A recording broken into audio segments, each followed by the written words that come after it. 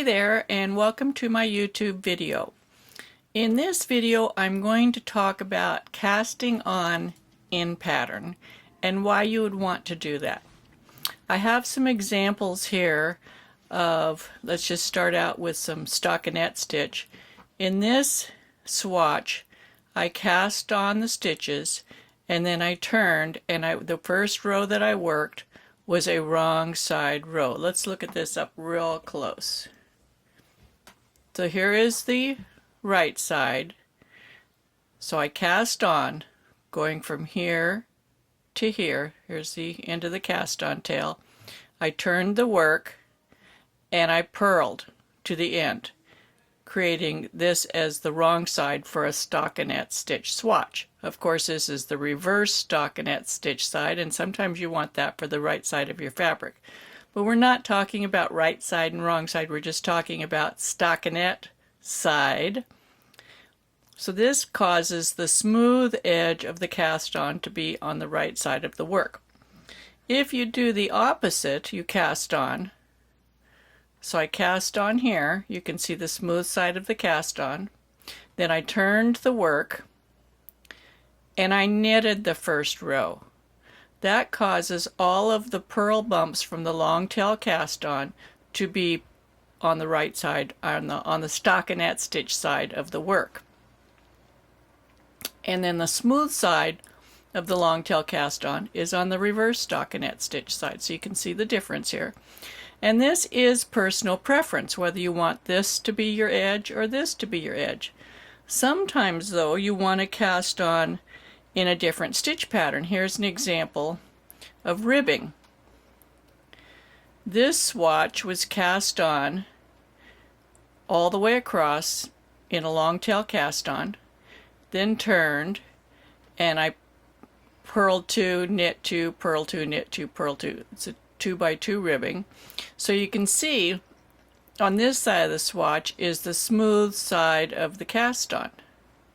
On this side of the swatch is the bumpy side, the purl bump side of the cast on. This swatch I cast on in pattern. That means I knitted 2 cast on, I cast on 2 purlwise. 2 knitwise, 2 purlwise, knitwise, purlwise, knitwise. Then I turned my work and I purled 2, knit 2, purl 2, knit 2, purl 2, knit 2, purl 2. So you can see at the base of the knits is the smooth side of the cast on. At the base of the purls is the purl side of the cast on. When we turn it over, you see the same thing. You see the smooth side of the cast on is at the bottom of the knits. So it's a reversible. It looks exactly the same on both sides. And that's what I'm going to show you in this video. I'm going to show you how to cast on in pattern. I have a companion video that goes with this that talks about binding off in pattern. So if you want to watch that, I'll put a link to it up in this corner up here. Okay? So let's see how to do this. Let's get some yarn over here.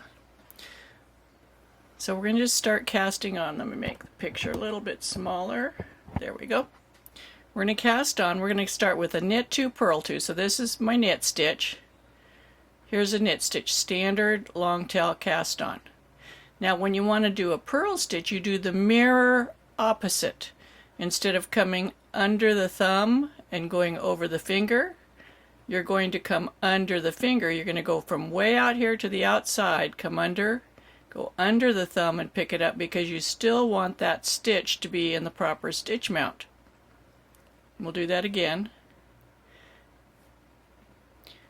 You have to turn this hand up like this, so your thumb and your finger are pointing to the ceiling. It's really hard to do it with your hand like this. It's much easier if you turn your hand up so that your finger and your thumb are pointing to the ceiling. Come up under that outside edge of your finger, come under the thumb, pull it down through, then release the finger and tighten it up, not too tight. Then we're going to do a regular long tail cast on knit stitch, another one. Then we're going to do the purl stitch. Turn your thumb and your finger up, come up, go down below this strand. So you're coming up under it under this, pull it down through that, release the finger. Come up under, down through, release the finger. We'll do 2 knits.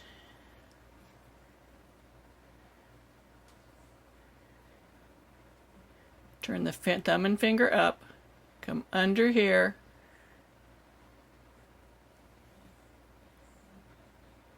under,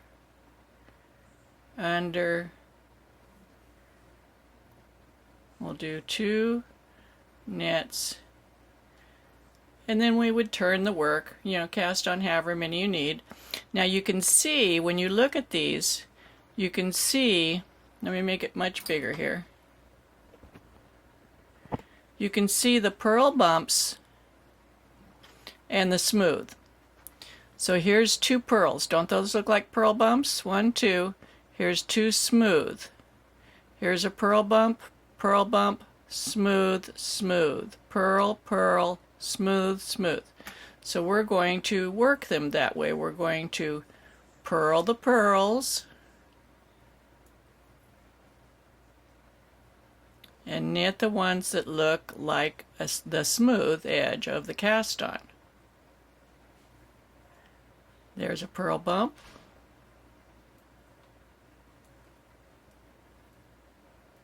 And you can see, as you come to them, you just look at them and you can read your knitting this way.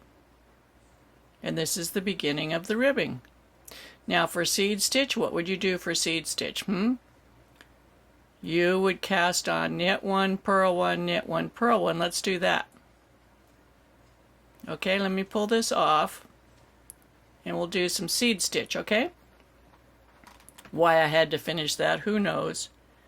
But I did, so let's make this, shrink it down. We're going to do seed stitch, okay? We're going to cast on a knit 1, that's a knit 1, a purl 1, knit 1, purl 1, knit 1. You don't want to make them too tight either. You don't snug up to each other, not too close. That was a purl. Let's do a knit, a purl,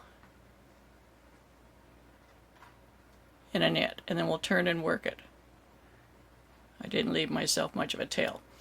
Okay, so what do we have? Let's take a look. Read your knitting. We can see the first one looks like a purl, doesn't it? The second one is smooth, the third is purl. So in seed stitch, what do? You knit the purls and purl the knits. So over the purl, we're going to knit, and then we're going to purl, knit the purl, purl the knits,